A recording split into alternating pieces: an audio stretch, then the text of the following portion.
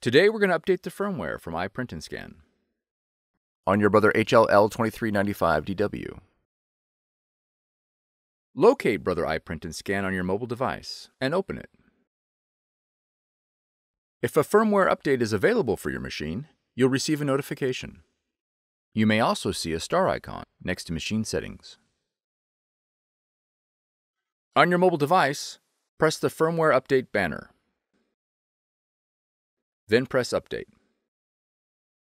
A Brother webpage for your machine will open. Enter your machine's default password to log in. Press Check for new firmware. Press Update. Do not power down your machine during the update process. After the process is completed, you'll need to log back in and confirm the update. If additional updates are available, perform the update process again.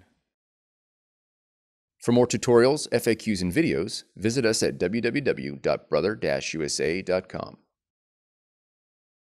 If you found this video helpful, be sure to subscribe.